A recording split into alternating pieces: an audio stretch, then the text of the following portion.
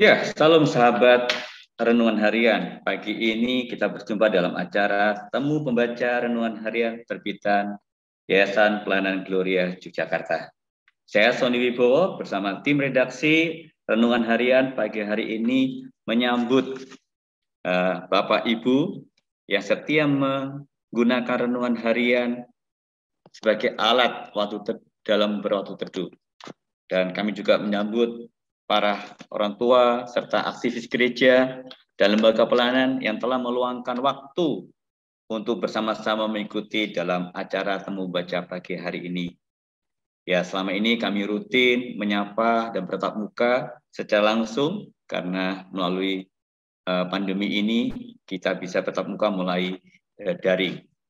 Dan kita akan percaya pagi hari ini kita akan bersama-sama kembali datang dalam acara Temu Baca ini.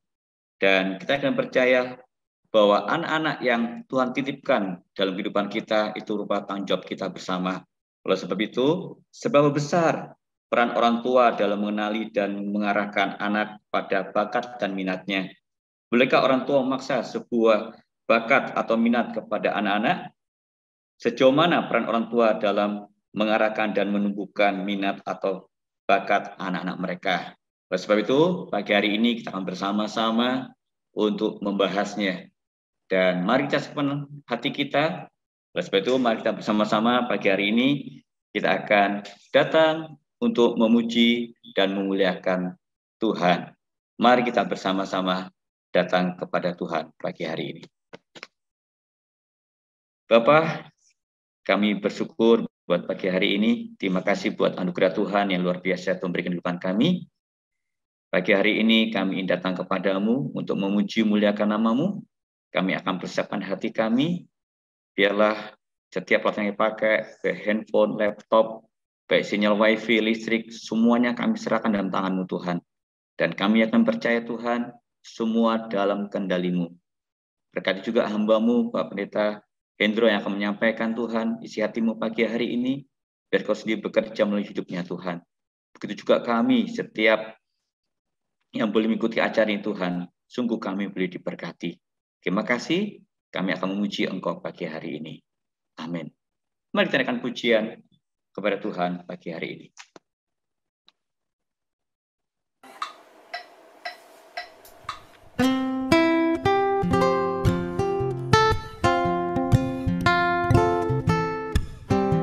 Kita akan percaya setiap langkah kita, Tuhan sudah atur dalam kehidupan kita. Oleh sebab itu, menaikkan pujian ini dengan sukacita dan Tuhan.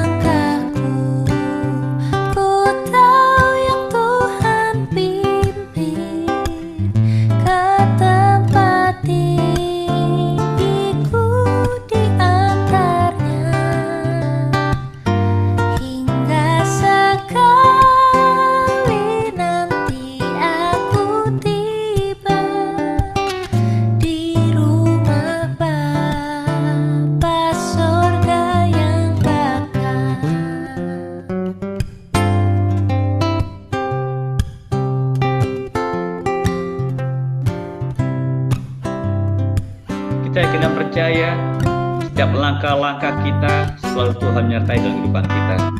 Begitu juga dengan setiap anak-anak yang Tuhan berikan di kehidupan kita.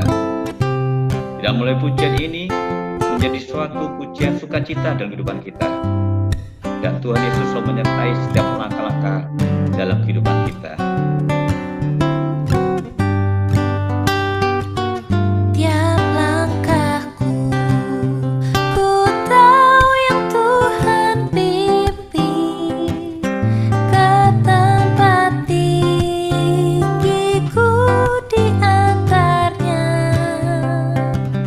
Hingga sekali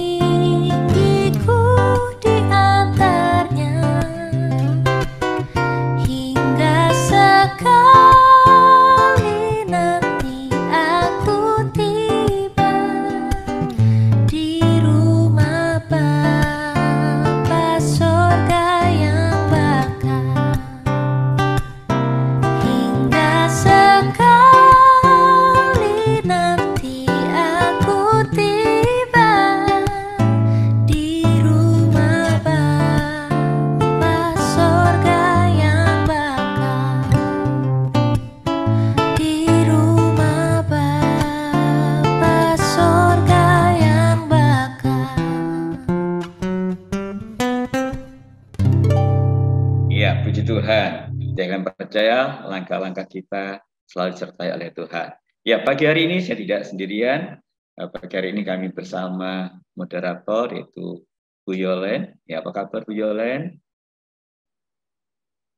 Shalom Bapak Ibu Saudara-saudari sekalian. Puji nama Tuhan kita bisa bertemu saat ini. Perkenalkan, nama saya Mariolen. Oh, tadi sudah disebutkan ya sama Pak Sony ya. Saya yang akan memoderatori acara ini, dan pagi ini telah hadir narasumber kita Bapak Hendro Saputro. Shalom Bapak Hendro. Pak Hendro Ya, adalah ya, terima kasih semuanya. Bergabung Bapak. Beliau adalah seorang hamba Tuhan, konselor, mentor, dan pengajar. Beliau terbeban dalam parenting dan pendampingan anak-anak serta kaum muda, terutama yang berhubungan dengan kerohanian, pendidikan, minat dan bakat mereka, juga relasi orang tua dan anak. Wah, sungguh menarik ini ya. Pak Hendro juga seorang trainer yang telah bersertifikat resmi tentang behavior atau respon manusia atau karakter dan bagaimana mengenalinya. Pak Hendro juga kontributor aktif renungan harian, terkhusus renungan harian remaja. Baik, waktu selanjutnya saya serahkan kepada narasumber kita. Silakan Pak Hendro untuk memaparkan materinya pagi ini. Ya, shalom semuanya Bapak Ibu yang hadir tempat ini. Pertama, saya mengucapkan terima kasih untuk diberi kepercayaan melayani kita semua. Termasuk firman Tuhan ini juga mengingatkan saya pribadi karena saya juga masih orang tua. Jadi tadi saya disebutkan kami mengembalakan di gereja GBI Generasi Baru, di mana jemaat berkisar 600 orang, 90% itu jemaatnya youth Bapak Ibu, anak-anak muda. Jadi memang itu bagian dari beban kami untuk menggembalakan, beban kami untuk mendidik anak-anak muda. Jadi inilah panggilan kami. Bapak Ibu, jadi ini menjadi bagian kami ketika kami memang ingin sekali memberikan anak-anak muda atau anak-anak itu memiliki panggilannya dan memenuhi panggilannya dia, begitu. Nah, itulah yang akan saya sharingkan. Tapi sebaiknya kita akan berdoa dulu sebelum kita belajar bersama-sama. Bapak, kami mengucap syukur, terima kasih buat waktu ini. Kami berdoa Tuhan, Engkau mengurapi kami, Engkau memberikan kami hikmat untuk kami bisa belajar bersama-sama kebenaran firman Tuhan, sehingga kami bisa mendidik anak-anak kami sesuai dengan panggilan yang Engkau berikan. Terima kasih Tuhan, urapi firman Tuhan, Engkau yang berbicara, Roh Kudus yang mengurapi, hamba-Mu hanya alat. Dalam nama Tuhan Yesus, mari kita katakan amin. So, saya ingin membuka dengan satu ayat, bisa misal dibagi PPT-nya, screen sharing-nya untuk apa yang saya sharingkan hari ini. Saya ingin buka dari Efesus 2 ayat 10. Kita akan baca sama-sama. Saya akan ambil dari ayat ini sebagai alat landasan untuk apa yang akan saya sharingkan. Karena kita ini buatan Allah, diciptakan dalam Kristus Yesus untuk melakukan pekerjaan baik yang dipersiapkan Allah sebelumnya. Ia mau supaya kita hidup di dalamnya. Dikatakan bahwa karena kita ini buatan Allah, anak-anak kita buatan Allah, diciptakan dalam Kristus Yesus untuk melakukan pekerjaan baik yang sudah dipersiapkan. Berarti sebelum anak kita ini lahir di dunia, dipercayakan untuk menjadi anggota keluarga kita. Berarti Allah sudah mempersiapkan satu pekerjaan yang itu baik, yang kita percaya itu baik. Dan Allah mau supaya anak-anak kita ini hidup di dalam pekerjaan baik itu. Sesuai dengan blueprint-nya, sesuai dengan cetak birunya, sesuai dengan rencana Tuhan. Originalitasnya dia. Karena saya percaya bahwa setiap orang itu berbeda, setiap orang unik. Itu kenapa saya ingin memberikan sharing saya, judulnya itu kalau gampang diingat itu Boy, Becoming Original You. Menjadi engkau yang asli. Menjadikan anak-anak kita sesuai dengan anak-anak yang Tuhan ciptakan sesuai dengan apa yang Tuhan mau. Sesuai apa yang Tuhan sudah desain. Tuhan minatnya, bakatnya, panggilannya. Nah, saya mau ingin buka di Roma 8 ayat 19. Dikatakan bahwa sebab dengan sangat rindu seluruh makhluk menantikan saat anak-anak Allah, Siapa anak-anak Allah ini? Yaitu kita semua, termasuk anak-anak kita. Berarti semua makhluk itu rindu untuk menantikan, mereka sangat-sangat menantikan anak-anak kita itu dinyatakan. Dinyatakan maksudnya bagaimana? Saya suka sekali dalam terjemahan bahasa Inggris. Saya pribadi suka dengan terjemahan New Living Translation karena ini terjemahan yang buat saya bahasanya kadangkala lebih mudah dipahami. Dikatakan for all creation, berarti semua ciptaan, semua lini, semua bidang, semua bagian itu sedang menantikan hari di mana Tuhan dinyatakan melalui anak-anak kita. Artinya apa Bapak Ibu? Semua ciptaan itu berarti semua area, semua bagian itu menantikan sekali. Jadi kalau ibaratnya panggungnya itu sedang banyak orang yang menantikan performersnya, menantikan orang yang akan tampil di panggung tersebut. Nah, yang tampil itulah anak-anak kita. Mereka akan menampilkan kasih Tuhan, mereka akan menampilkan kemuliaan Tuhan, mereka menampilkan kebaikan Tuhan. Dan all creation, semua lini, semua bagian, apakah itu bisnis, apakah itu dunia olahraga, apakah itu dunia seni, sedang menantikan untuk anak Allah ini dinyatakan. Nah, Bapak Ibu, kita perlu mengerti bahwa dunia ini semakin macam-macam. Kebetulan karena memang pelayanan kami di anak muda, contoh dalam dunia seni.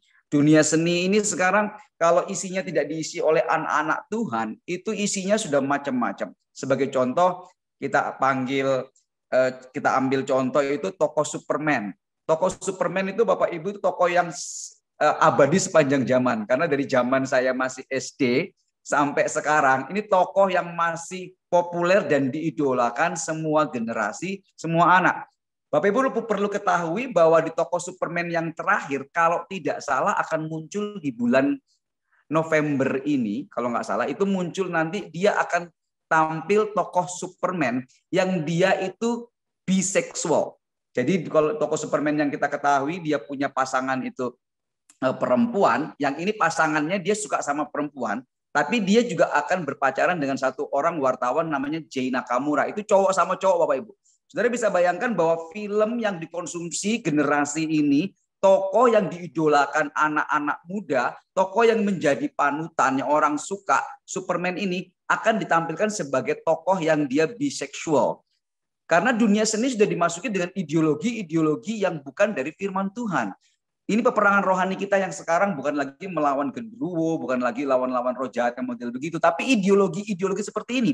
Nah, dunia ini sedang menantikan seniman-seniman yang itu takut akan Tuhan, yang akan membuat film-film, membuat karya-karya yang menyatakan kasih Tuhan, bukan justru ideologi LGBT. Itu contoh bahwa dunia ini sedang menantikan anak-anak kita sesuai dengan bakatnya, sesuai dengan keterampilannya untuk bisa menyatakan kebenaran firman Tuhan. Nah, sekarang saya mau katakan bahwa kalau ada panggungnya, ada all creation, ada tempatnya, berarti ini waktunya anak kita tampil. Bagaimana mereka bisa tampil? Jadi tujuan saya di sini adalah bukan sekedar kita workshop psikologi, walaupun saya memberikan juga workshop ke orang tua, saya memberikan pelatihan-pelatihan mau onsite maupun online untuk bagaimana orang tua bisa dalam banyak hal, bagaimana mengenali anak untuk menangkal dari predator seksual, dari kekerasan seksual yang sekarang lagi marak dan berbagai macam. Nah, itu bidang saya gitu. Tapi karena ini bicara tentang kita semua di sini anak-anak Tuhan, anak rohani, maka saya ingin menekankan bahwa tujuan anak kita mengerti minatnya, bakatnya, panggilannya adalah satu-satunya adalah untuk menyatakan kemuliaan Tuhan di dunia ini sesuai dengan bakat mereka. Makanya di Max Lucado mengatakan bahwa Allah memperlengkapi kita dengan karunia supaya dia dapat dikenal melalui kita. Artinya semua anak kita itu diperlengkapi dengan karunia, dengan minat, dengan bakat, supaya dapat memperkenalkan siapa Tuhan itu. Jadi kebenarannya adalah benih mangga akan bertumbuh menjadi pohon mangga dan dapat berbuah mangga. Itu semua sudah ada di dalam biji mangga. Jadi dia nggak bisa menjadi durian, dia nggak bisa menjadi pohon yang lain. Hanya masalahnya dia menjadi mangga yang manis atau mangga yang busuk, tergantung orang tua atau petani atau orang yang merawat benih tersebut. Tapi memang dia mangga akan jadi mangga, itu panggilannya. Mary Riana dia seorang anak Tuhan yang dia seorang motivator yang handal mengatakan 90% orang merasa salah jurusan ketika kuliah. menurut risetnya beliau. Beliau juga mengatakan bahwa 90% orang itu mereka bekerja di tempat yang salah. Saudara bisa bayangkan 25 tahun itu kuliah di tempat, selama 25 tahun dia hidup, dia kuliah 90% orang di tempat yang salah. Kemudian dia bekerja kurang lebih berarti 30 tahun di tempat yang salah juga. Bagaimana dia bisa perform secara maksimal ketika dia tidak bisa di tempat yang tepat sesuai dengan minat dan bakatnya. Rama Royani seorang talent map coach ya, karena saya juga mempelajari tentang talent mapping. Nah itu dia menjadi direktur selama 35 tahun hingga umurnya 59 tahun. Dan dia baru menyadari kalau dia ternyata di tempat yang salah. Dan dia banting setir, usianya umur 70-an tahun, dia akhirnya betul-betul menekuni dunianya yang baru dan merasa maksimal. Nah kita berharap kita nggak perlu melewati usia sampai 59 tahun kita di tempat yang salah. Nah anak kita perlu kita dorong bahwa dia punya keunikan. Setiap anak punya kecerdasan. Nah saya ingin sharing hal yang praktis bagaimana mengenali anak kita. Dia itu sepertinya panggilannya apa sih? Apakah di bidang seni cocok? Di bidang kedokteran cocok? Di bidang arsitek cocok? Atau dia malah menjadi hamba Tuhan dan sebagainya? Paling tidak ada 5 hal yang bisa kita menjadikan acuan atau hal yang praktis di pagi hari ini. Yang saya sebut dengan shape atau bentuk. Bentuk, what is your shape? Apa bentuk Anda? Apa bentuk anak kita? Apa originalnya dia? Bentuknya pasti berbeda-beda. Bahwa setiap anak itu spesial. Nah, shape itu dari kata S yang pertama adalah spiritual gift. Nah, apa itu spiritual gift? Spiritual gift adalah sesuatu yang kita miliki tanpa kita harus belajar. Itu memang dikasih sama Tuhan. Jadi spiritual gift ini bukan berarti karunia rohani tiba-tiba kita bisa melihat malaikat, karunia kesembuhan ilahi, bukan itu. Tetapi adalah bakat-bakat yang itu memang sudah diberikan secara alamiah. Nah kita lihat anak kita. Kalau anak kita memang bakatnya, anak saya kinestetik sekali Bapak Ibu, umur 4 tahun setengah, sekarang TK. Dari umur 3 tahun sudah bisa naik sepeda yang roda 2 tanpa roda 3 di belakang, roda kecil di belakangnya. Benar-benar roda 2, langsung laju. Umur 3 tahun. Nah, saya melihat bahwa dia punya kecerdasan kinestetik. Nah kita melihat bakat anak kita apa? Ketika kita secara natural, kira-kira kesukaannya dia apa? Kita bisa mulai data itu. Oh dia suka nyanyi, suaranya bagus, dia suka ngomong. Kadang-kadang kita orang Jawa dibilang, iya anak petakilan, pencilaan, apalagi yang suka gerak sana sini, itu dianggap nakal.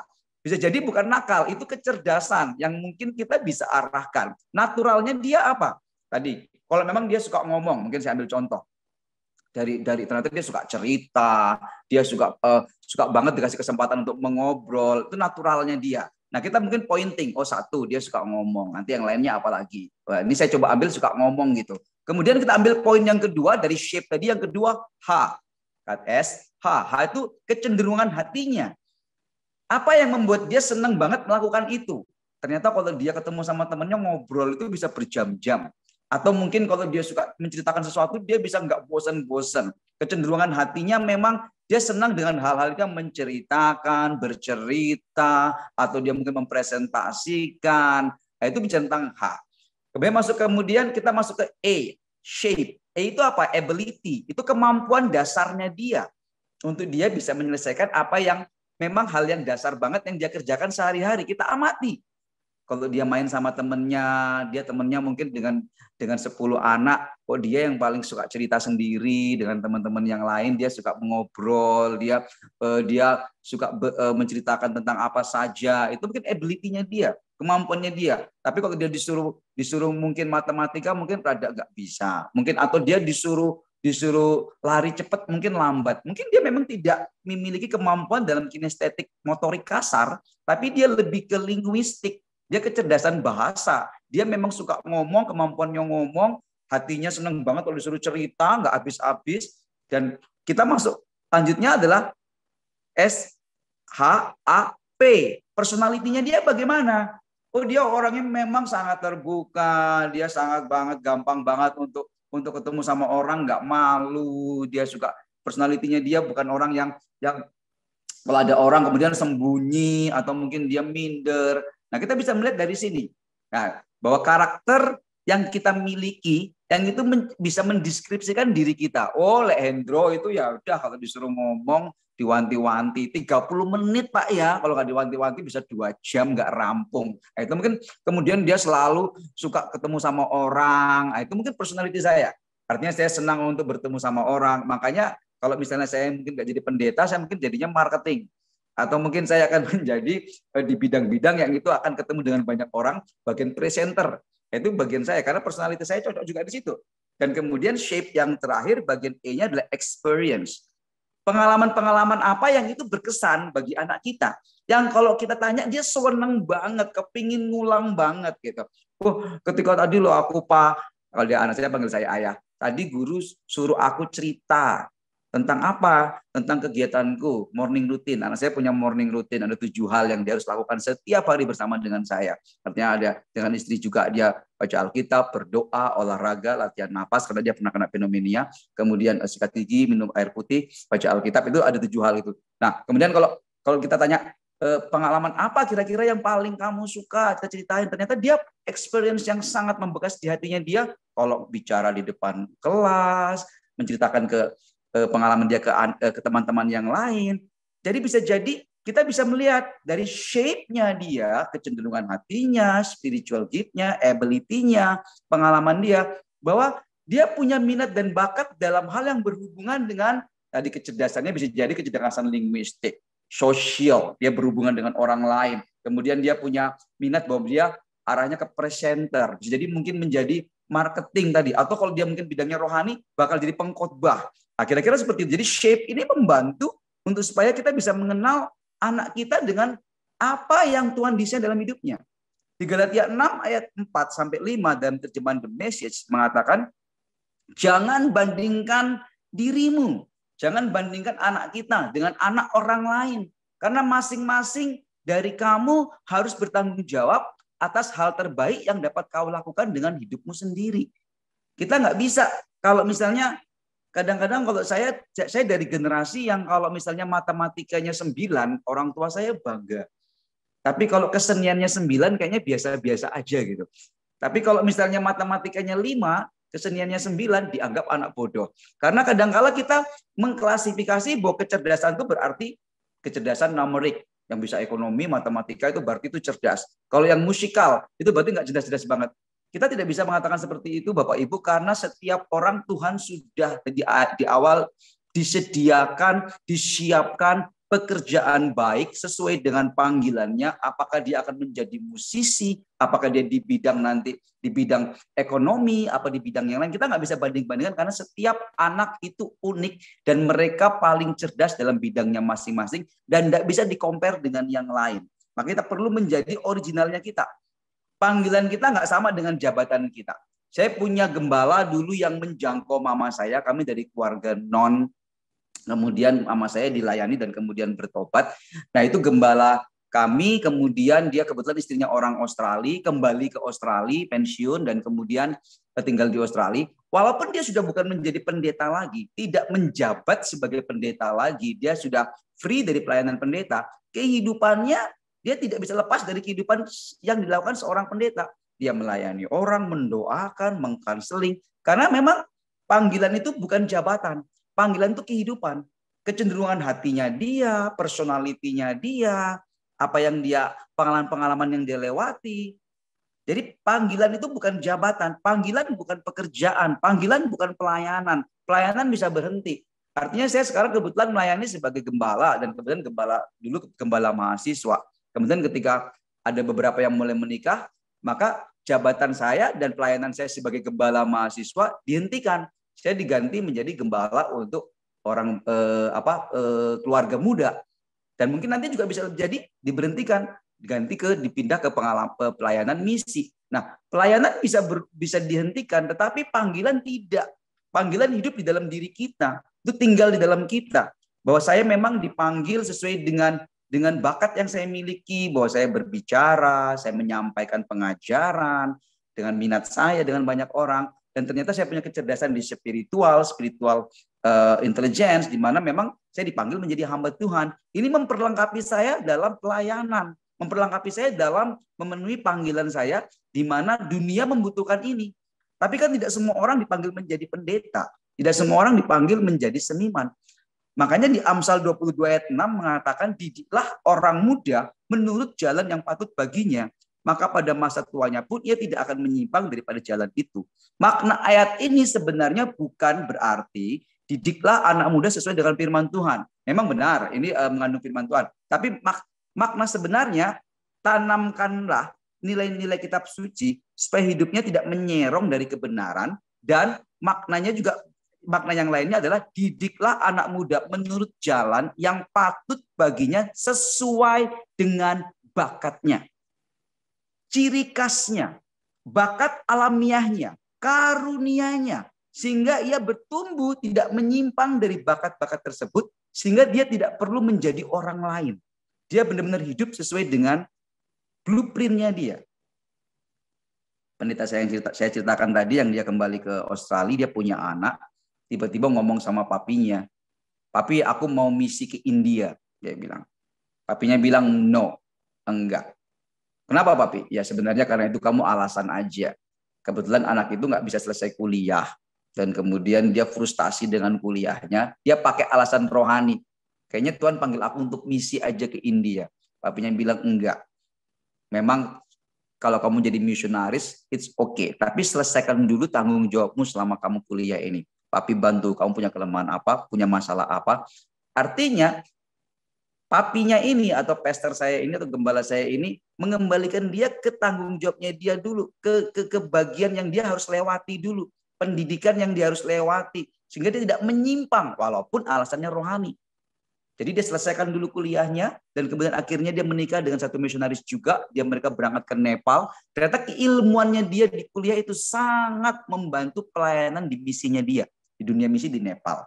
Jadi kita mendidik anak kita sesuai dengan originalnya dia, blueprintnya dia, sehingga tidak menyimpang dari panggilan itu. Saya mengucap syukur bahwa mama saya itu tidak pernah memaksakan saya dalam kuliah. Mama saya, kami dari keluarga yang non juga, dan ketika mama saya kenal Tuhan ketika saya umur 2-3 tahun, dan dia berdoa saya menjadi pendeta. Saya cuma lari-lari aja.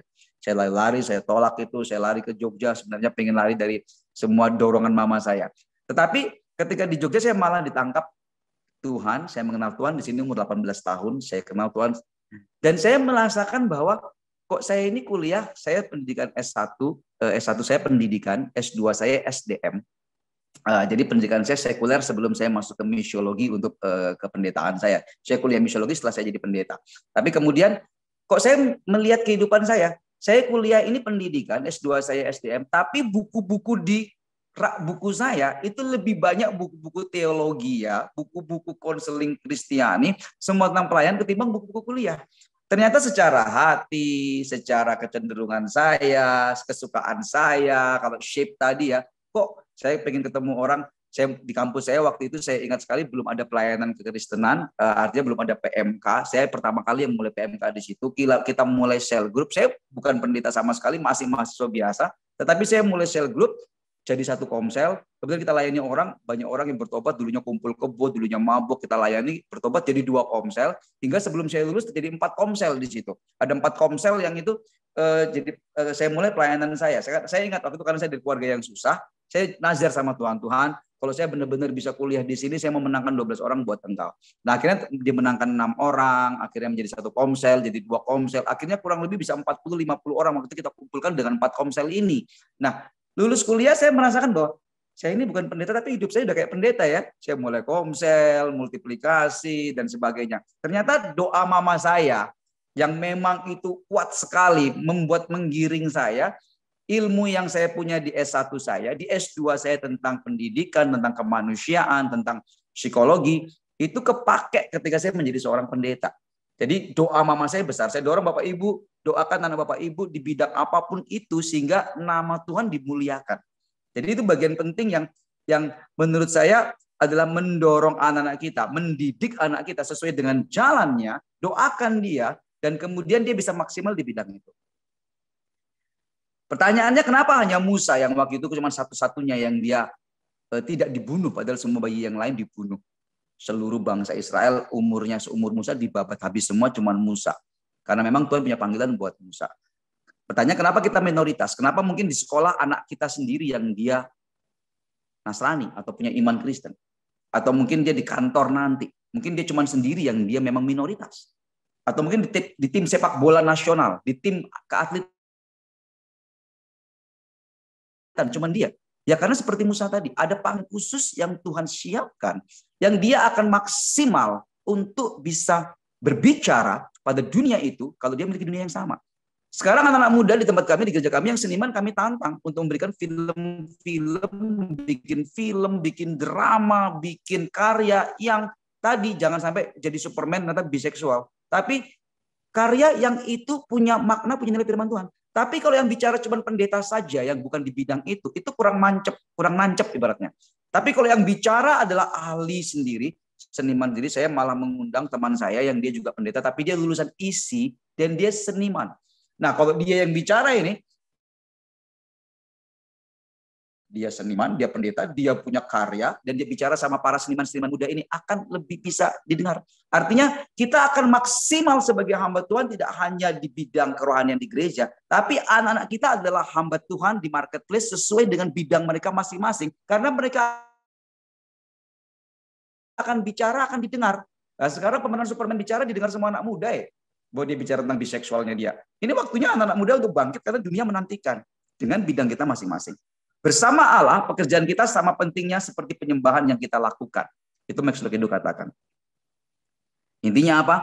Dunia menantikan anak kita. Apabila dengan keunikan anak kita masing-masing, di area kita masing-masing, sebagai anak Allah, maka kita bisa menyatakan kasihnya.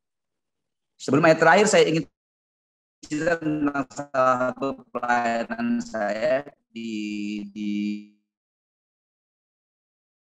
dunia di mana coba lihat di next slide. Ini kami saya di mana saya ada fotonya nggak ya misal? Oke. Ini kami memberikan pelatihan bagaimana anak-anak bisa terhindar mengenal predator, dari mengenal menjaga jarak dan sampai saat ini terjadi perkosaan. Saya melatih sampai di Timika, di Papua. Saya kasih training sampai di Sumatera, di beberapa tempat, sampai anak-anak remaja. Terakhir kemarin seminggu lalu saya memberikan pelatihan ke anak-anak pemulung di pinggiran Sungai Gajah Wong. Karena terjadi pelecehan seksual di situ. Nah, saya bilang bahwa paling penting adalah dengan segala macam teknologi, dengan godaan, dengan pergaulan, apalagi sekarang kita masuk dunia metaverse, itu pendidikan di dalam keluarga, parenting itu yang paling penting. Karena itu yang paling benteng untuk mereka bisa menghindari itu semua. Dan saya pendeta, tapi saya juga memberikan pelatihan ini adalah bidang akademi yang saya sampai dia sering dibully sama orang sampai tidak berani bisa ngomong, sampai umurnya sudah 10 tahun, 9 tahun tidak berani ngomong Bapak Ibu. Sering dibully. Ketika ikut pelatihan kami, gurunya bilang di sekolah, sekarang Mas Akil sudah bisa berani ngomong 5 kata dengan berani loh. Aku nggak mau diganggu. Pokoknya aku nggak mau diganggu. Mungkin buat beberapa orang kata-kata itu sederhana, tapi buat anak ini yang tadinya nggak berani ngomong, nggak bisa ngomong, itu dahsyat. Dia sudah berani bisa menolak. Artinya apa? Bahwa saya bisa melayani di gereja, tapi saya percaya bahwa all creation membutuhkan saya untuk berbicara ini sesuai dengan talent saya. Sesuai dengan minat saya sesuai dengan apa yang saya miliki, sesuai dengan bakat saya, dan orang tua saya mendukung ini. Jadi ketika kita memulai pelayanan ini, ada anak-anak yang tadinya nggak berani ngomong, anak-anak dibully, bahkan ada anak yang pemalu ikut kelas kami itu sampai kelas pertama, kedua, sampai ke-11. Pertemuan ke-11 baru mau gabung. Selama 10 kali pertemuan cuma di belakang kelas saja. Ketika mengikuti pelatihan-pelatihan yang kami miliki, kami training dia, sampai suatu kali dia mengikuti suatu pertandingan. Pertandingan itu dia sudah kalah poin, waktunya tinggal 15 detik. Dia pasti kalah, sudah nggak mungkin kalah. Nggak mungkin menang, karena sudah ketinggalan poin dan waktu tinggal 15 detik. Tapi yang membuat orang tuanya nangis, berkaca-kaca. Anak ini tetap bertahan dengan menjaga kehormatannya, nggak langsung, kayak orang Jawa bilang, ngelokrok, langsung menyerah. Dengan 15 detik terakhir itu dia bermain dengan bagus, dia perform dengan bagus walaupun dia tahu dia kalah. Dari anak yang pemalu 10 kali kelas cuma di belakang saja menjadi orang yang memang dia tahu dia kalah tapi tetap mempertahankan bermain dengan baik, itu sesuatu banget buat saya. Artinya dunia menantikan ini dari saya. sesuai dengan bidang saya di pelatihan. Saya bisa training orang, saya bisa mengequip mereka. Saya akan share satu ayat terakhir. Kejadian ketika Yesus mengajar di pantai, di tempat di mana para nelayan sudah stres karena semalaman mereka nggak dapat ikan. Kita tahu ceritanya. Bahkan sebenarnya di situ Petrus itu Yesus lagi ngajar, dia cuek tuh baikin jala-jalanya dia. Dia lagi fokus ke jala-jalanya. Tapi satu cerita yang menarik di Lukas 6 ayat 2-3 dalam terjemahan The Message mengatakan, dia melihat dua perahu terikat di tepi pantai. Nelayan-nelayannya telah meninggalkan perahu itu dan sedang membasuh jalannya. Dia naik ke dalam salah satu perahu itu yang adalah perahu Petrus, dan menyuruhnya supaya menolakkan perahunya agar menjauh dari pantai. Sambil duduk, dia menggunakan perahu itu sebagai mimbar dan mengajar orang banyak. Saya suka kata ini. Yesus menjadikan perahu Petrus mimbar.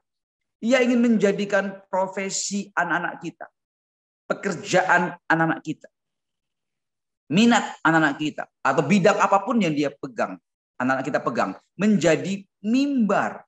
Bagi pendeta dan full timer, mimbar mereka di gereja. Bagi anak-anak kita, mimbar mereka adalah bidang-bidang yang mana mereka ahli, sehingga mereka bisa berbicara dengan percaya diri karena memang itu keahlian mereka. Di tempat itulah anak-anak kita bisa menyatakan siapakah Allah itu. Setelah Yesus selesai mengajar, di ayat berikutnya dia berkata kepada Simon Petrus, bertolaklah ke air yang dalam dan tebarkanlah jalanmu untuk menangkap ikan.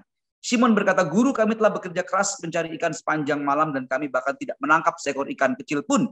Tetapi karena engkau berkata begitu, aku akan menebarkan jala juga. Tak lama setelah mereka melakukan ini, sejumlah besar ikan mengoyakkan jala karena kapasitasnya melebihi daya tampung jala. Mereka memberi isyarat kepada rekan-rekannya di perahu yang lain supaya datang membantu. Mereka bersama-sama mengisi kedua perahu itu dan hampir menenggelamkan perahu itu dengan ikan tangkapan mereka. Yesus memberkati mimbarnya, pekerjaan Petrus. Jangan takut tentang masa depan anak kita. Kalau dia memang melakukan pekerjaan untuk Tuhan, itu menjadikan mimbar di mana dia berkhotbah dengan keahliannya. Tuhan akan memberkati itu. Simon Petrus ketika melihat hal itu tersungkur di depan Yesus. Tuhan, pergilah, aku adalah orang berdosa dan tak dapat menangani kekudusan ini. Tinggalkanlah aku sendiri. Lihat, ketika Petrus melihat berkat Tuhan, semalaman tidak dapat ikan, tiba-tiba dapat ikan begitu banyak. Dia tidak fokus pada ikan itu. Dia fokus bukan pada berkatnya. Dia nggak tertarik lagi sama ikan-ikan yang dia tangkap yang banyak banget itu. Tapi dia langsung fokus kepada Tuhan. Dia melihat Tuhan. Artinya itu yang ingin saya sharingkan pagi hari ini Bapak Ibu, bahwa dengan shape tadi mungkin bisa membantu bahwa anak kita bentuknya yang Tuhan tetapkan dalam hidupnya seperti apa. Karena dunia menantikan anak kita berkarya untuk menyatakan kebenaran firman Tuhan. Dunia menantikan bahwa kita ini buatan Allah, diciptakan dalam Kristus Yesus, dan Tuhan sudah menyiapkan sebelumnya. Dia akan menjadi apa? Dengan bakatnya, dengan minatnya. Dan dia mau supaya anak kita tinggal dalam bakat itu, supaya ia bisa memaksimalkan dirinya berbicara pada dunia, dan menjadikan pekerjaannya, profesinya sebagai mimbar untuk Tuhan dinyatakan. Demikian yang ingin saya sharingkan dari Bapak Ibu, dari bicara tentang minat dan bakat anak-anak kita. Mungkin setelah ini boleh ada pertanyaan atau diskusi. Saya persilahkan Bu Jolin, atau kita menutup dengan doa dulu Bu, atau bagaimana Bu? Kita langsung aja Pak, kita berjalan. Oke, nanti baru ditutup. Terima kasih Pak Hendro. Setiap anak memiliki keunikannya tersendiri. Tugas orang tua hanya membantu untuk menemukan minat dan bakat mereka, serta mendampingi untuk mengasah talenta itu bagi kemuliaan Tuhan dan kebaikan anak tersebut, sehingga mereka bisa menjalankan kehidupan dengan originalitasnya masing-masing bagi Tuhan, dan mereka ataupun orang lain bisa melihat Tuhan di dalam dan melalui hidup anak-anak kita. Sungguh menarik. Sembari Bapak Ibu bisa menyiapkan materi yang akan didiskusikan atau dipertanyakan baik lewat kolom chat maupun raise hand, saya ada sedikit pertanyaan bagi Pak Hendro. Pak, pada kenyataannya ada banyak orang tua itu yang tidak jujur tentang potensi anak mereka jika sekarang sedang basket begitu ya yang sedang booming. Lalu orang tua juga jadi ikut-ikutan kepengen anak saya ini harus ikut di dalam tim basket tersebut begitu ya. Kalau bisa sampai jadi timnas basket begitu. Padahal anaknya itu tidak di situ kecerdasannya, tidak di situ passionnya, tidak di situ talentanya begitu ya. Tetapi orang tua bilang, kamu kan pinter lari. Padahal mungkin dia bagusnya hanya jadi sprinter. Kamu kan larinya cepat. Nanti kamu juga berguna untuk merebut bola. Walaupun hanya berguna untuk merebut bola gitu ya. Banyak orang tua yang tidak jujur terhadap minat dan bakat anak-anaknya. Nah, apakah ini berpengaruh Pak ya tentang karakter mereka kelak begitu? Jelas Bu, ya itu terjadi di banyak hal Bu, karena saya juga melatih. Kalau saya total sekarang yang sekarang sedang berjalan kelas saya mungkin ada sekitar 100 anak yang kami pegang. Setelah pandemi ini mungkin di 80-70 anak. Dan ada satu anak yang itu mesti harus ikut tenis hanya karena papa dan mamanya di kantornya itu sepertinya di kantor itu kalau hobi tenis itu jadi prestige begitu. Itu menjadi kalangan dan golf. Tapi kan kalau anak kan kalau golf kan sebenarnya belum terlalu tren. Jadi ada golf, ada tenis di kantornya dan mereka memaksa anaknya untuk bermain tenis. Udah nggak apa-apa nanti kamu main cuma datang sana setengah jam aja habis itu pulang nggak apa-apa, yang penting kamu nongol main tenis gitu. Ya ampun, tuh buat anaknya penderitaan banget. Artinya ada juga yang papanya dulu kepingin jadi atlet ternyata gagal dan kemudian dia menaruh beban palsu ke anaknya dengan menjadikan anaknya atlet. Nah, kalau anaknya ternyata suka juga di olahraga itu dan memang ingin jadi atlet, it's no problem, nggak apa-apa. Justru menjadi support yang baik. Tapi menjadi masalah ketika ternyata originalitas anak itu bukan di situ. Artinya kita menaruh beban palsu Bapak Ibu untuk dia bisa berkembang sesuai dengan karakternya dia. Jadi kembali bahwa menurut saya Bu Jolin bahwa kita mengeksplor apa yang menjadi kecerdasan anak kita. Karena kan ada 15 kecerdasan, saya tidak bisa jelaskan dengan detail, tapi kecerdasan itu ada kecerdasan linguistik, mengolah kata. Kalau anak kita pintar berkata-kata, dia pintar memuatkan. Mungkin kalau jadi gereja berarti dia bagian konselor, bagian pengkhotbah. Atau dia hanya kadang-kadang kecerdasan punya kecerdasan pintar spacing intelektual. Itu dia bisa melihat ruang begitu. Dia bakal bagus banget kalau di home decoration atau mungkin dia di bagian arsitek. Jadi kecerdasan itu banyak sekali dan kita nggak bisa untuk memaksakan harapan. Pasti orang tua punya harapan jelas. Kita memberikan harapan bahwa anak kita ingin berhasil, punya masa depan yang baik, itu pasti. Tetapi menjadi salah ketika harapan pribadinya kita tadi, kalau anakku itu juara basket, kayaknya itu keren banget buat keluarga kami. Itu menjadi beban buat anak. Dan saya kemarin ketemu satu pendeta di Solo, kemudian dia ngobrol dengan saya. Anak yang pertama pinter banget dapat beasiswa di UGM, jurusan kehutanan. Dia punya 2 anak. Anak yang kedua pinter banget juga dapat beasiswa jurusan di UI di Jakarta. Kalau ketemu dengan para orang-orang di marketplace ya Bu Jolin ya, itu mereka, wah mantep banget nih, anaknya pinter banget nih di UGM. Di jurusannya ini di UI, itu mereka gini. Tapi ketika Pak Heru ini Bapak pendeta ini ketemu dengan teman-teman pendeta yang lain, anaknya nggak meneruskan jadi pendeta, anaknya nggak jadi hamba Tuhan, kok nggak meneruskan ini sih, nanti gerejanya siapa yang meneruskan? Jadi itu yang saya bilang tadi, beban palsu. Dan saya mengucap syukur bahwa beliau kebetulan kakak rohani saya juga di Solo, dia tidak melihat anaknya sebagai komoditas bahwa itu menjadi apa kata orang. Apa nanti kalau orang bilang, atau nanti orang nggak saya gimana. Dia benar-benar bahwa anak ini dari awal memang suka di bidang itu, kemudian di bidang yang di UI itu di bidang desain, kalau nggak salah dia desain, tapi tetap sama tadi, itulah mimbar mereka. Mereka tetap pegang firman Tuhan, mereka mulai komsel, mereka jadi pembicara di situ. Nah, kira-kira nggak teman jawab nggak Bu ya? Artinya saya mendorong anak-anak Bapak Ibu jangan taruh beban palsu kita, impian kita yang itu mungkin harusnya menjadi bagian kita ke anak kita. Tapi harapan kita untuk dia menjadi lebih baik, menjadi terang dunia, mensupport dia. Saya pribadi, anak saya umur 4 tahun sekarang, saya sudah siapkan dia bakal jadi misionaris di marketplace. Dia kinestetik. Berarti dia mungkin akan jadi memang di bidang itu yang tangannya bergerak. Jadi mungkin dia akan tipenya kalau di Alkitab kayak Thomas. Nggak pegang dulu baru percaya, karena tipe belajarnya adalah pegang. Harus dipegang. Kira-kira begitu Bu Jolin. Oke, itu bisa membuat anak juga bingung lari dari panggilannya. Bahkan kalau Betul, betul. dia terlalu sering dipuji dengan kebohongan orang tua, itu dia bisa menjadi narsisme dan egoisme gitu. Orangnya jadi egois dan sangat narsis begitu ya Pak ya.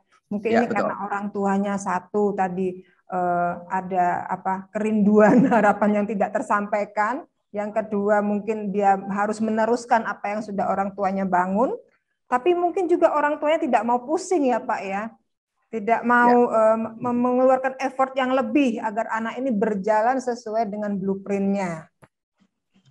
Oke, ini sudah ada yang mengajukan beberapa pertanyaan, ada yang raise hand juga Ya, Bu kolom Novi chat. ya. Iya, ini ada Bu Novi dan ada Pak Mara. Saya persilahkan Ibu Novi terlebih dahulu. Mari Ibu Novi. Iya, selamat siang Pak. Ya. Saya ingin bertanya, semisalnya ada seorang ibu yang mempunyai anak umur 4 tahun ya Pak. Terus ibu Yes. ini karena kebutuhan karir, jadi dia pergi sekolah lagi di luar kota gitu, meninggalkan anaknya yang dari umur 2 tahun sampai 4 tahun itu. Nah, ketika dia balik, itu karakter anaknya itu udah beda ya Pak. Nah, untuk mengetahui bakat dari si anak itu seperti apa ya Pak? Karena sudah lama meninggalkan anak karena tuntutan karir juga. Itu Sekarang gimana anaknya ya? umur 4 tahun. Iya, 4,5 tahun, masuk 5 kayaknya Pak. Oh, itu masih jauh punya peluang yang besar, Bu. Karena di usia itu kan memang kalau saya sebagai parenting, saya juga tidak ahli parenting, tapi artinya kalau saya mensyarankan pada keluarga usia golden anak-anak itu kan dari umur 0 sampai umur 6 tahun. Itu usia memang yang kalau bisa jangan sama orang lain. Itu memang usia yang harus dia penuh dengan orang tuanya. Kami juga melayani beberapa orang yang dia single parent, yang artinya sebelum kenal Tuhan memang terjadi kekerasan rumah tangga dan bercerai. Tapi memang nanti saya akan arahnya ke situ, Bu. Jadi memang tuh kalau bisa 6 tahun itu mereka harus penuh dengan kata-kata I love you dari papanya, dari mamanya. Itu yang membuat jadi mereka jadi kecerdasan emosional nanti penuh. Artinya dia orang yang bisa memanage emosinya dengan baik, dia tidak perlu pembuktian diri, tidak perlu harus mencari nanti gampang jatuh cinta dengan cowok yang ngomong I love you karena rasa dicintainya sudah penuh. Nah, usia 4,5 tahun ini masih punya kesempatan yang panjang sekali, Bu. 4,5 tahun ini masih ibaratnya masih bisa dikejar dengan mengeksplor. Kalau usia segitu memang kita nggak bisa langsung anak ini suka ini. Anak saya sekarang juga umurnya 4,5 tahun dan saya memang melihat bakatnya dia dari umur 2 tahun itu kok dia cepat banget. Waktu dia umur 2,5 tahun, kami pernah ikutkan dia waktu itu kan lagi pandemi dan kemudian lagi ada lomba parkur. Bapak Ibu kalau tahu parkur itu yang lompat sana lompat sini, itu yang lompat. Anak saya umur 2,5 tahun, saya bikinkan video, lombanya lewat video. Saya kirimkan lomba parkur, dia juara 1. Saya kirim video yang dia lompat sana lompat sini, dia naik mana, dia angkat kaki apa semua, ternyata dia juara. Ya, dari situ saya udah mulai pointing. Tapi hari ini sampai hari ini saya nggak berani bilang bahwa dia jadi dokter, jadi ini. Saya udah mulai checklist. Dia punya kekuatan apa? Oh ini kinestetik, motorik kasar. Saya lihat motorik halusnya juga mulai bekerja. Dia kalau disuruh merangkai, dia pintar. Berarti dia punya motorik halus. Kemudian saya mulai lihat lagi, anak saya cewek. Memang sih dia lompat sana lompat sini saya nggak keberatan. Tapi juga kepingin sebagai orang tua dia kan cewek, bolehlah jadi nanti mau atlet panjat tebing silahkan. Tapi cewek ya paling nggak punya perasaan lah. Makanya saya sama bundanya saya udah mulai diskusi. Kita cari yang dia suka nanti apa? Apakah violin atau mungkin piano. Jadi masih panjang, Bu. Kalau umur 4 tahun tuh masih kita bisa eksplor panjang sekali. Artinya keminat bakatnya. Karena sebenarnya kalau misalnya nanti tes sebenarnya itu di finalnya kurang lebih umur 13 tahun. Saya boleh dikoreksi kalau saya salah juga. Saya juga tidak bisa katakan ini harus segitu. Tapi kurang lebih umur 13 tahun itu umur yang dia sudah mulai bisa benar-benar ke jurusannya dia. Benar-benar dia udah mulai bisa tajam di bidang itu. Jadi kalau dia mulai 13 tahun kan berarti kira-kira sudah mulai umur ini, Bu ya. Kelas 1 kayaknya. Kelas 1 ya, betul. Itu udah mulai berarti dia udah mulai bisa membidik entar kalau dia kuliah kemana. Atau dia mungkin SMA-nya akan di jurusan apa. Nah, itu dia udah mulai sudah bisa lebih tajam. Tapi di bawah itu bisa eksplor.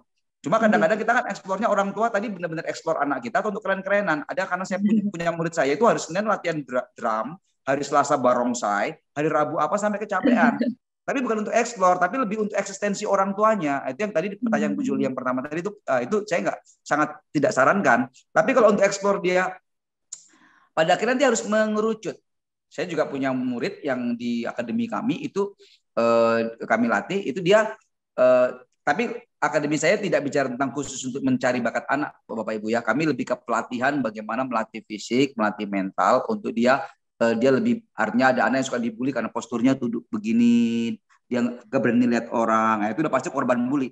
Nah, kita ngelatih bagaimana posturnya tetap tegak, bicara lihat orang. Nah, itu yang kita latih. Nah, saya dapetin satu anak saya itu yang dia orang tuanya awalnya explore dengan dia push bike, kemudian basket, manjat tebing, pinter semua dia, lukis, drum. Kemudian satu lagi itu dia bela diri gitu. Ternyata kemudian orang tuanya mulai lihat semua dan dilihat mana yang lasting, mana yang kira-kira akan bisa dikerjakan sampai nanti dia kira-kira panjang. Dibilang push bike sepeda paling ya sampai umur 8 tahun gitu. Akhirnya push bike-nya dia mulai dieliminasi. Kemudian apalagi yang kira-kira ini dieliminasi. Sampai kalau nggak salah dia cuma 2, dia bela diri sama basket. Ininya dia yang ditekuni. Nah, nanti dieksplor ke depan ini apakah ini sebagai hobi yang menjadi profesi atau menjadi profesi yang benar-benar bisa menjadi masa depan dia untuk secara finansial juga. Artinya apa kalau cuma hobi aja berarti perlu dipersiapkan nih pekerjaan apa yang kira-kira dia bisa mensupport hobinya tapi dia secara keuangan dia juga baik. Artinya dia bisa punya masa depan yang baik untuk pekerjaannya dia itu. Jadi ini bisa mensupport itu. Jadi kembali ke pertanyaan Ibu, umur 4 tahun masih punya kesempatan yang banyak banget Bu untuk bisa mengeksplor. Terima kasih Bapak Hendro. Ya, sama-sama, Tuhan berkati. Baik, terima kasih Pak Hendro dan Bu Novi. Ini ada pertanyaan dari Pak Mara. Sampai umur berapa anak-anak boleh berganti-ganti cita-cita? Mungkin secara tidak langsung tadi sudah dijawab ya Pak ya. Maksimal di usia SD, baru nanti akan lebih mengerucut begitu ya. Mengerucut ya. Tetapi kalau ini juga tidak ada hukumnya. Ketika tadi yang pensiunan si Roma Royani itu dia setelah pensiun dia langsung banting setir. Di umur 50-an. 70-an malah dia mulai start. Ketanggapnya begitu Pak. Tapi kan kita berharap tidak seterlambat itu begitu.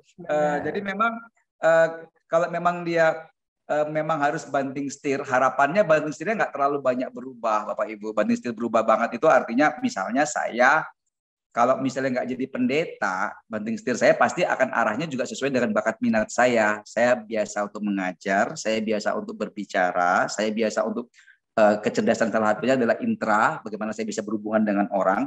Maka mungkin kalau tidak jadi pendeta, mungkin saya jadi mungkin psikolog, atau mungkin akan menjadi trainer, menjadi coach. Walaupun sebenarnya selain pendeta pekerjaan saya juga itu gitu. Jadi artinya tapi kalau tiba-tiba saya menjadi akuntan, di mana kalau saya lihat angka itu saya langsung sudden death Bu, saya langsung mati di tempat. Nah, itu benar-benar pembelokannya terlalu jauh Bapak Ibu. Jadi kalaupun misalnya dia harus berbelok arah, tikungannya jangan tajam gitu. Jadi paling tidak dia tetap dengan bakat alami dia nggak akan jauh-jauh dari situ. Nah, kira-kira begitu sih kalau saya boleh sarankan. Kalau dia boleh berpindah. Tapi kalau mengerucut kan lebih mengeliminasi kira-kira yang ini cuma bakal nggak akan lama, ini cuma bakat sampingan, ini cuma untuk minat aja, bukan dia akan lasting sampai seterusnya. Basket bagus. Tapi apakah benar-benar dia benar-benar bisa yakin menjadi profesi dia sebagai atlet basket dan benar-benar sampai masa depannya dia menjadi pebasket? Atau bisa jadi mungkin dia nanti menjadi pelatih atau dia buka lapangan fitness yang itu berhubungan dengan basket atau olahraga. Kira-kira begitu sih Bu kalau dari saya. Ya, berarti ya tidak menutup kemungkinan juga mungkin bisa psikotes sejak dini ya ke psikiater anak. Ya, sambil betul. nanti dites ulang mungkin lebih baik ya Pak, sembari orang tua bisa mengamati dan mendampingi anak-anak dalam penggalian minat dan bakatnya. Mungkin ya, itu kalau sudah. kami punya kebetulan kalau CBC saya dari Power Character, jadi Certified Behavior Consultant saya dari Power Character itu punya Pak Yakub Ezra. Dia punya kayak alat tesnya gitu yang memang, tapi dari umur 13 tahun Bapak Ibu kalau mulai bisa dites, karena dia anak itu akan kayak di interview begitu. Kayak kamu suka ini enggak, kamu suka ini enggak, kalau begini kamu bagaimana. Nanti akan terlihat bahwa dia punya kecenderungannya itu dia orangnya misalnya apakah dia memang orang di depan atau mungkin di belakang layar, atau mungkin dia orangnya kecerdasannya di bagian apa, itu membantu. Tapi tidak harus lewat itu. Tapi benar kata Bu Jolin tadi, sedini mungkin mulai dieksplor tuh kan bisa di checklist nih sekarang. Tadi kecenderungan hatinya apa, pengalaman apa yang dia paling suka. Udah itu dikumpulin terus sampai umur kira-kira berapa udah ketahuan kan, kira-kira semakin banyak itu. Cocoknya apa bidangnya. Ya, habis itu terserah beliau begitu ya. Terserah anaknya dan juga Tuhan mungkin ya Pak ya. Iya, iya, Tuhan iya. pasti Ya. ada panggilan khusus untuk setiap orang. Oke, ini Amin. juga ada masukan dari Pak Herodion, Bapak. Ya, ya. Sepertinya banyak dari peserta yang menginginkan tentang pengetahuan multiple intelligence atau kecerdasan ganda yang berjumlah sekitar 15, betul ya Pak ya, kalau saya tidak salah. Nah, mungkin Bapak bisa Ya, menjawab betul. mengapa pada Ya. pagi ini tidak secara spesifik dibikin checklistnya dan dibahas satu persatu. Tetapi Ya. kalau bisa, mungkin kalau Bapak menyediakan bisa ditayangkan begitu Pak checklistnya. Oh, jadi kecerdasan ganda, kecerdasan itu ada 15 Bapak Ibu, 15 kecerdasan dasar yang kadang-kadang orang tua dan sebenarnya ini ada anak itu paling tidak bisa punya 3 atau 4, hanya mana yang atau 5 bisa jadi, tapi mana yang paling menonjol. Jadi nanti coba aduh ini saya di laptop saya untuk connect ke sini ya. Jadi saya bacakan aja ya. Cepat aja. Pertama itu kecerdasan mengolah kata. Jadi dia orang yang pintar untuk berkata-kata. Jadi kalau ini ada ekstrim, ada baiknya, ada ekstrim tidak baiknya. Kalau misalnya tidak baiknya MBA, dia bilang bahwa menang bacot aja gitu. Dia pinter banget untuk dia meyakinkan orang. Tapi sisi baiknya maka kecerdasan mengolah kata ini dia paling bagus kayak komunikator, marketing, motivator, MC itu bagus banget. Kemudian kecerdasan logika, dia berpikir rasional, sistematis. Nah ini orang begini ini nggak bisa. Ini sangat dibutuhkan di tempat-tempat yang sebagai dia menguji hasil penelitian. Dia nggak boleh lagi suasananya seneng, kemudian oke penelitiannya bagus, lulus, ini bakal oke. Nggak, dia benar-benar akan rasional, dia benar-benar akan logis. Ini kita dibutuhkan orang seperti ini untuk hal-hal yang itu akurat. Nah, kecerdasan logika. Kemudian kecerdasan visual. Visual itu dia bisa melihat hal yang itu bagus yang orang lain nggak bisa lihat. Makanya kalau orang ini bagus jadi kayak fotografer, arsitek, desainer, dia bisa melihat, kadang lihat bak sampah aja dia bisa foto jadi bagus gitu. Atau ada orang posisinya lagi kusem, dia foto jadi oke. Dia punya visual yang keren. Kecerdasan berikutnya kecerdasan musikal atau dia musik. Dia pinter banget. Nah, kecerdasan musik ini nggak harus orang pinter main musik. Tapi ada dia secara jiwanya dia, kadang-kala ketika mengerjakan sesuatu, itu dia bisa lebih maksimal ketika sambil dengar musik. Makanya kalau sekolah yang old school, itu kan anak-anak harus diem, dengerin gurunya ngomong, tanya angkat tangan. Tapi ada beberapa sekolah yang dia, anaknya boleh mendengarkan pelajaran sambil misalnya dia tangannya di atas. Mungkin cara dia begitu. Ada sampai bisa mendengarkan musik. Jadi ada orang yang tuh kalau dengerin musik kayak moodnya langsung bener-bener insight-nya keluar. Begitu. Itu kecerdasan musikal. Masuk yang kelima, kecerdasan fisik. Nah, ini atlet, penari, olahragawan, dosen olahraga, itu cocok karena dia fisiknya memang mudah untuk bergerak. Kemungkinan anak saya di situ. Nah, kemudian masuk kecerdasan intrapersonal. Intrapersonal ini kayak jadi tadi ini bisa multiple tadi. Dia pinter ngomong dan dia ada yang pinter ngomong tapi cuma di depan umum sebagai MC, public speaker. Tapi ketika berbicara berdua, dia nggak pinter. Nah, dia perlu kecerdasan yang lain, kecerdasan intrapersonal. Bagaimana dia bisa dekat dengan orang. Ketika orang dekat, orang langsung merasa nyaman.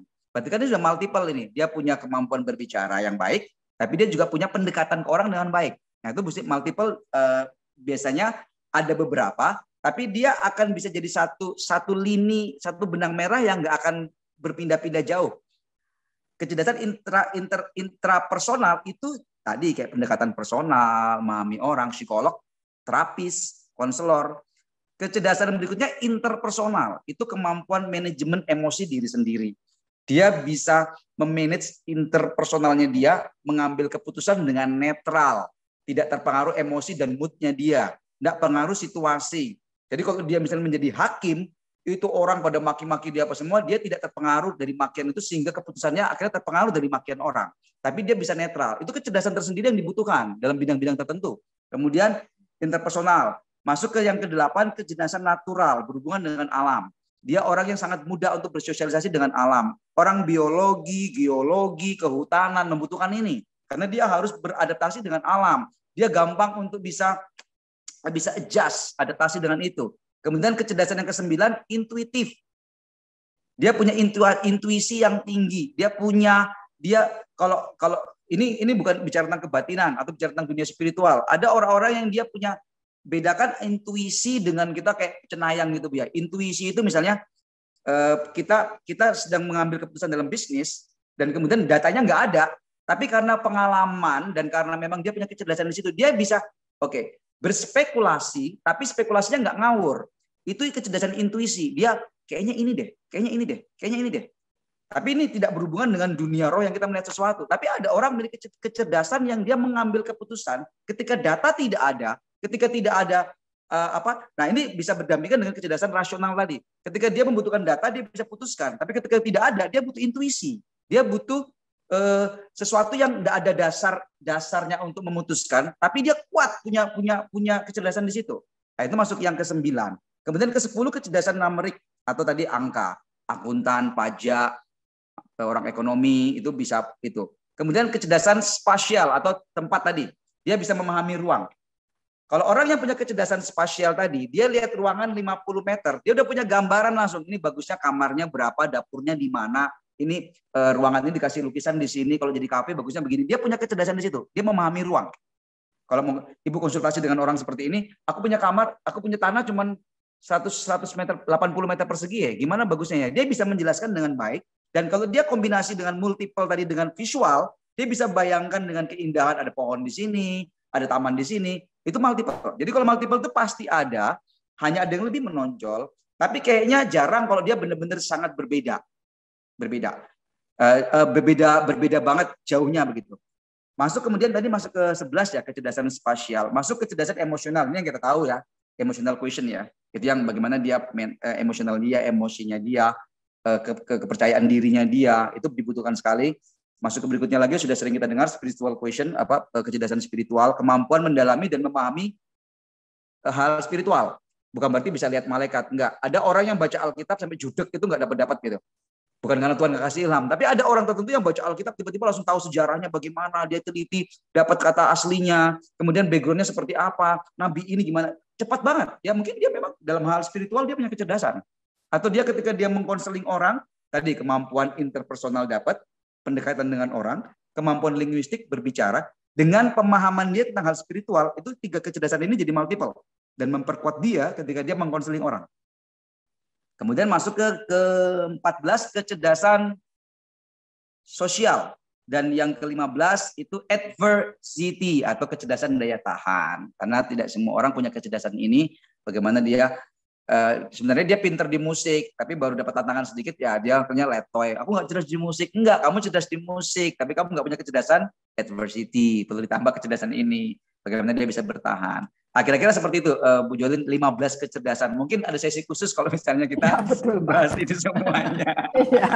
Yang jelas memang saat ini kita membuka mata, tujuannya membuka mata bahwa anak-anak itu unik. Mereka memang memiliki kecerdasan ganda, tapi akan menopang satu kecerdasan yang menonjol, begitu ya Pak ya. Dan ini mungkin yang menjadi problem bagi Pak Mara, di mana anaknya bagi beliau sampai usia 15 masih berganti-ganti cita-cita.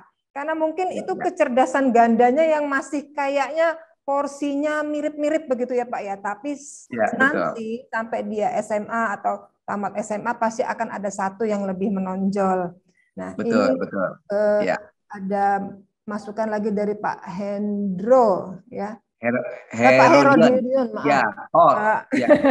Nanti saya kirimkan Pak Herodian ke Bu Jolin untuk 15 kecerdasan ini, dan kemudian itu biasanya bidangnya apa saja yang cocok dan seperti apa, karena memang kita akan butuh memang workshop model begini pasti sesinya khusus. Tapi nanti yang 15 tadi akan saya copy, saya akan kirim ke Bu Jolin, mungkin nanti bisa dibantu Bu Jolin, bisa dikasih ke peserta atau ke Pak Herodian. Baik, apakah masih ada yang ingin bertanya? Masih ada waktu sekitar 3-4 menit lagi. Silahkan. Baik, kalau belum ada, saya Pak mungkin yang mau bertanya berdasarkan pengalaman pribadi. Kira-kira dosa apa enggak begitu ya Pak ya. Nah, waktu anak saya yang pertama masih umur 3-4 tahun, saya bawa ke toko buku. Anak saya ini memang suka yang seperti medis-medis begitu, yang berbau medis begitu ya. Tetapi anak saya ini anak kinestetik begitu. Sehingga saya konsultasi ke dokter anak, bagaimana ya ini Pak. Saya, Dok, anak ini kok tidurnya bisa sampai tengah malam. Lalu dokternya berkata, habiskan saja energinya. Kemudian saya berpikir, oh oke, tapi menghabiskan energi itu harus yang berguna bagi anak saya, baik untuk pendidikannya maupun bekalnya di kemudian hari. Akhirnya saya isi dengan les-les yang berupa keterampilan untuk seperti matematika, saya isi Sempoa, Sakamoto, begitu. Kemudian ada yang gambar, saya ikutkan global art, lalu bahasa Inggris dan lain sebagainya. Setiap hari, kira-kira dosa nggak ya Pak ya? Oh, karena kebutuhannya tadi kan memang untuk mencapaikan anak Pak ya, ya membuat energinya habis. Kalau memang kapasitasnya anaknya memang di situ menurut saya itu nggak masalah Bu, karena kan memang kebutuhannya bahwa dia dibutuhkan energi yang itu memang ada terus sampai malam. Tapi kalau boleh disarankan memang yang memang tadi mensupport dia punya main callingnya dia, panggilan utamanya dia apa. Tapi memang ada kecerdasan atau mungkin saya nggak bilang kecerdasan, keahlian atau kemampuan yang itu tidak harus mengikuti bakat anak, tapi wajib. Contoh kalau saya, dia sekarang umur 4 tahun anak saya, maka saya umur nanti 5-6 tahun, maka dia mau nggak mau untuk bahasa Inggris sama bahasa Mandarin dia mesti belajar. Entah dia suka atau nggak suka. Karena ada orang yang suka, memang suka bahasa, ada yang nggak suka. Tapi buat saya nggak harus ahli di bahasa Inggris atau bahasa Mandarin, tapi itu memang kemampuan yang memang harus dimiliki, mau nggak mau. Karena nantinya akan mensupport sekali untuk di panggilan dia yang entah nanti dia mau jadi penari balet, entah dia mau jadi apa, nanti kan ini sangat mensupport. Jadi bukan berarti kita juga nggak boleh paksakan juga Bu. Karena saya nggak suka bahasa, ya udah berarti nggak usah diajarin bahasa. Tidak, ada hal-hal yang memang dia belum sadari aja bahwa bagian-bagian ini sangat mensupport dia, dan ini nggak boleh pilihan. Buat saya kalau pelajaran bukan pelajaran agama ya, pendidikan Kristen itu suka nggak suka wajib ya, pokoknya berdoa ikut apa semua harus, bahasa Inggris dan lain sebagainya. Jadi kalau buat saya nggak masalah Bu. Tapi mungkin bisa diselektifkan dengan ke arah yang mensupport dia punya panggilan. Ini kan mencapaikan dia, ibaratnya tenaganya besar banget. Jadi tinggal bagaimana menghabiskan energi dia. Yang orang misalnya punya tangkinya normalnya 1, dia punya 3. Nah 3 itu di mana dihabiskan. Tapi mungkin lebih bagus untuk mensupport dia. Saya ada satu dengar pernah baca satu orang yang dia tidur nggak bisa 8 jam. Tidurnya dia 3 jam. Setiap hari dia konsultasi apa semua. Karena dia ternyata punya ada sesuatu yang memang membuat dia nggak bisa tidur. Akhirnya dipakai 5 jam itu untuk belajar. Akhirnya dia pakai itu sehingga dia bisa sekitar 5-6 bahasa. Karena dia punya waktu setiap hari 5 jam untuk bisa belajar lebih banyak ketimbang orang lain. Yaitu ini saya nggak tahu ceritanya benar apa enggak, atau ini hanya fiksi, tapi pernah ada cerita itu. Tapi artinya kita kan menggunakan untuk yang kebaikannya dia, mensupport dia, bukan cuma sekedar mencapaikan dia. Ya betul Pak. Ya, menggambar memang bukan cita-citanya anak saya untuk mencari nafkah begitu ya, sebagai dasar untuk dia mencari nafkah. Tetapi dalam pelajaran sekolahnya ternyata itu sangat berguna. Begitu juga dengan kecerdasan musiknya. Dia tidak bercita-cita menjadi seorang seniman, tapi ternyata sejak SD, SMP, SMA anak saya selalu pegang keyboard di dalam band sekolah. Terutama juga untuk saat ada chapel di sekolahnya. Jadi itu memang berguna begitu ya. Tetapi pada akhirnya dia memilih kuliah tidak di bidang itu. Ada bidang lain, namun ya betul, kecerdasan lain yang kita fasilitasi itu menunjang satu kecerdasan yang menonjol bagi anak. Betul.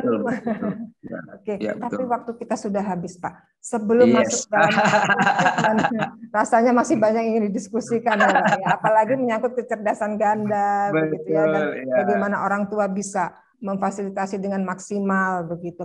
Tetapi sebelum closing statement, saya masih membuka satu penanya lagi. Silahkan. Mungkin dari Pak Yudi ya.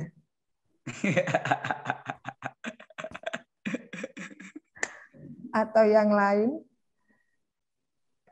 Kalau tidak ada, saya persilahkan Pak Hendro untuk memberikan closing statement sebagai penguat materi kita pada hari ini. Silahkan Pak.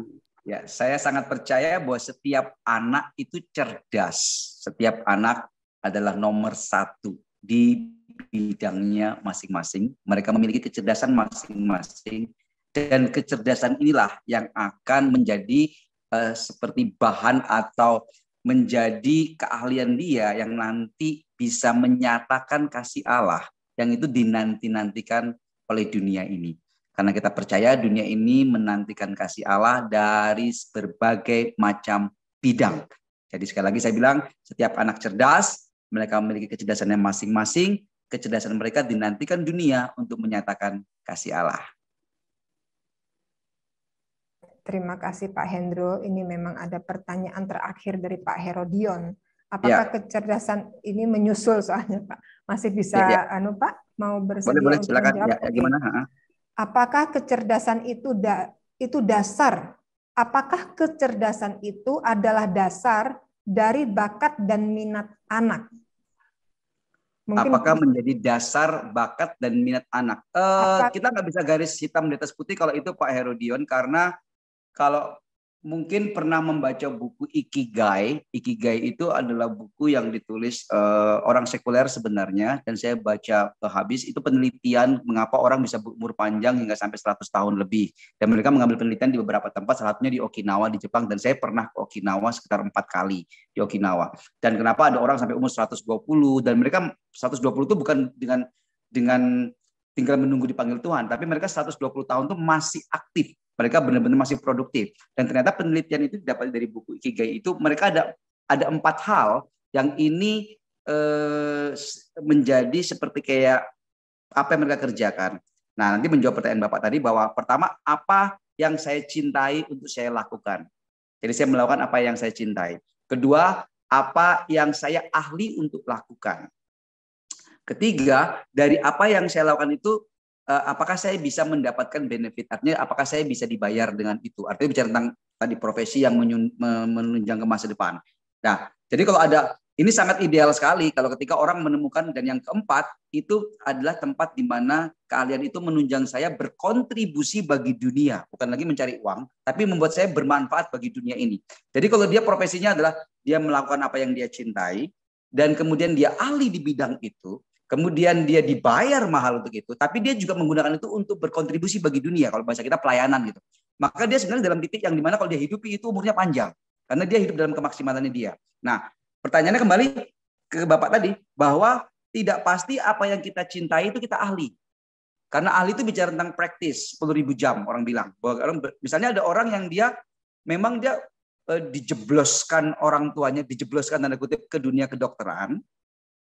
Kemudian dia mungkin punya kecerdasan, dilihat bahwa cerdas sekali dalam bidang numerik, logika, kemudian apa semua ke kedokteran, dan dia berlatih menjadi ahli. Tapi belum tentu Pak bahwa apa yang dia ahli di situ itu menjadi dia suka gitu. Dia memang karena pekerjaan, tapi bukan sesuatu yang belum tentu dia suka. Bisa jadi dia suka, bisa jadi belum terlalu suka, bisa jadi dia punya kesukaan yang lain. Makanya ada banyak dokter sekarang jadi penyanyi. Ya dokter tapi dia menjadi penyanyi karena ternyata dia punya ada sesuatu yang ketahan. Jadi maksud saya adalah apakah kecerdasan ini nanti menjadi dasar? Saya nggak bisa bilang di hitam di atas putih iya atau tidak, karena belum tentu juga kecerdasan itu jadi dasar untuk minatnya anak. Itu seperti saya bilang tadi bahwa anak ini cerdas dalam bidang numerik, dalam bidang ini semua, papanya juga ditambah lagi dengan tadi beban palsu tadi bahwa orang tuanya memasukkan dia ke dalam bidang kedokteran. Nah ternyata minatnya dia nggak terlalu di situ. Jadi belum tentu juga bisa kita garis bawahi Bu Jolin bahwa kecerdasan itu sebagai oke, anak saya ini kok kayaknya logikanya jalan ya. Udah, oke, berarti dia memang bakal minatnya apanya semua di arsitek, di ini semua. Makanya perlu tadi multiple tadi untuk melihat dia. Nah, begitu sih Bu kalau bisa saya kasih jawaban. Karena saya bukan psikolog, jadi saya nggak berani menghitam atas putih iya atau tidak. Kembali melihat kembali Pak Herodian ke anaknya. Dan begitu, mungkin kita tidak boleh menutup mata bahwa kita juga memerlukan jasa psikolog begitu ya untuk tes, benar ya Pak ya? Yes. Sehingga ya karena kan dia semakin progres kan Bu, anak kita kan bertumbuh dan kemudian kita kan melihat pengalaman-pengalamannya dia. Makanya tadi saya bilang di shape tadi ada kata faktor pengalaman. Karena kadang-kala bisa jadi dia saya bilang tadi dia punya kepintaran, kebetulan dididik dalam papa mamanya dokter. Ini bukan berarti mendiskreditkan dokter ya, bukan itu. Kebetulan aja dokter yang saya sebutkan. Papa mamanya dokter, kakeknya dokter, mamanya dokter, otomatis anaknya hidup dalam lingkungan itu. Dia otomatis dia akan bisa jadi cerdas di bidang itu karena memang dari kecil dia bergaul dengan dokter. Akhirnya itu kan merangsang dia cerdas. Tapi apakah menjadi minatnya dia belum tentu. Kembali harus kita eksplor kembali kesukaannya dia apa. Oh dia suka nolong orang, berempati. Oh ya benar, berarti memang bisa diarahkan ke sana. Gitu. Jadi kita juga orang tua jelas kepingin. Itu saya juga Kalau saya boleh ditanya, anak saya juga kepingin saya hamba Tuhan, yang anak saya juga kepingin jadi hamba Tuhan juga, sekaligus jadi business woman yang dia juga berhasil juga, itu pasti gitu kan. Itu kan tinggal kita doakan. Ya, mungkin kita perlu satu sesi tambahan di lain waktu tentang MBTI bagi anak dan bagi orang tua mungkin ya Pak ya, sehingga kita tahu bahwa kepribadian dan kebiasaan itu berbeda. Kadang-kadang kita sulit membedakan apakah ini kepribadian kita, apakah ini menjadi minat bakat kita karena kebiasaan itu. Baik, kita akhiri dulu acara ini, ya, Pak ya. Nanti kita berdoa bersama-sama agar kita bisa ada sesi yang selanjutnya. Karena memang hidup manusia memiliki banyak aspek yang perlu diketahui. Nah, sebelum saya serahkan kepada panitia, mari kita berdoa terlebih dahulu untuk menutup acara ini, dan saya minta dengan hormat Bapak Pendeta Susanto selaku pimpinan umum Yayasan Pelayanan Gloria untuk memimpin kita menutup acara ini dan memberkati kita semua. Silakan Bapak. Ya, terima kasih Pak Hendro yang sudah menjadi narasumber kita. Apa yang Bapak sampaikan saya yakin memberkati semua yang mendengarkan. Tapi satu permintaan saya, Pak, bagaimana kalau apa yang Bapak uraikan ini, karena begitu terbatas waktunya, itu dituliskan jadi buku, Pak. Kita ini penerbit, Pak. Dan Pak Hendro cuma satu. Kalau buku, itu kalau sudah dicetak, misalkan 5.000, itu tersebar kemana-mana, bisa dibaca banyak orang, dan umur buku itu melampaui umur penulisnya, Pak. Oleh sebab itu, saya rindu bagaimana Pak Hendro yang tadi berbicara, apa yang Bapak sampaikan itu, kalau bisa dituliskan, nanti kita terbitkan, wah itu memberkati banyak orang, saya yakin. Dari generasi ke generasi. Ya, mari kita berdoa ya. Terima kasih. Bapa yang ada di sorga, karena Kristus Yesus Putramu, sehingga kami boleh menghampirimu sebagai Allah kami yang hidup, yang kami sapa sebagai Bapa. Kami mengucap syukur bahwa kejadian kami unik. Engkau menenun kami ketika kami masih menjadi bakal anak.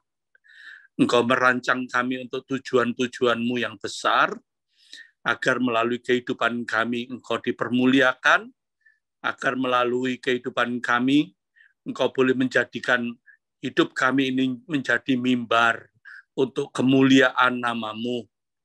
Terima kasih untuk hamba-Mu, Bapak Pendeta Hendro, yang sudah boleh memaparkan materi ini dengan begitu baik. Kami memohon biarlah Engkau terus memberkati Pak Hendro dengan keluarga dan anaknya, jemaat yang dipimpinnya, maupun juga orang-orang yang dilayaninya, supaya melalui hidupnya Engkau Tuhan dipermuliakan dan banyak orang boleh ditolong untuk menemukan bakat mereka yang orisinil yang Tuhan letakkan dalam hidup mereka. Tuhan, kami memohon berkati setiap kami juga yang mengikuti acara ini, supaya kami tidak hanya puas mendengarkan uraian Bapak Pendeta Hendro yang begitu singkat, tapi kami rindu terus menggali dan belajar dari banyak sumber, sehingga anak-anak yang Tuhan percayakan dalam hidup kami, mereka boleh diberkati, mereka boleh menjadi seperti yang Tuhan mau. Terima kasih Bapak, kiranya kasih karunia dan damai sejahtera-Mu Engkau anugerahkan dalam setiap hidup kami, di dalam persekutuan dengan Tuhan Yesus Kristus, Juru Selamat kami yang hidup, dan di dalam bimbingan Allah Roh Kudus, besertalah dengan saudara sekalian sekarang ini, sampai selama-lamanya. Haleluya. Amin. Tuhan memberkati. Amin. Terima kasih Pak Susanto. Saya kembalikan waktu dan tempat kepada Pak Sony. Silahkan Pak Sony. Ya, terima kasih Bu Mariolen, terima kasih buat Pak Hendro yang luar biasa ya pagi hari ini. Walaupun secara materi mungkin ini kalau dibahas bisa berjam-jam ya. Dan karena mengingat waktu, tapi yang ini percaya pasti Bapak Ibu semua pada siang hari ini diberkati. Dan sekali lagi terima kasih buat kehadiran Bapak Ibu dalam acara Temu Pembaca Renungan Harian pada siang hari ini. Dan kami juga menanti kehadiran Bapak Ibu di Temu Pembaca Renungan Harian di berikutnya. Dan nanti Bapak Ibu juga bisa mendapatkan link-link yang akan kami kirimkan. Oleh sebab itu, melalui absensi yang Anda sudah tadi berikan, itu juga sebagai sarana kami untuk memberikan informasi tentang kegiatan-kegiatan atau acara-acara di Yayasan Pelayanan Gloria, sehingga Bapak Ibu bisa mengikutinya. Dan sekali lagi terima kasih buat Bapak Hendro, ya terima kasih Pak buat pada siang hari ini, juga untuk Bapak Ibu yang sudah hadir dalam acara ini, yang menyempatkan untuk bersama-sama dalam acara daring pada siang hari ini. Terima kasih, dan sekali lagi kami dari Yayasan Pelayanan Gloria mengucapkan terima kasih kehadirannya. Tuhan Yesus memberkati kita semuanya. Salam Bapak Ibu.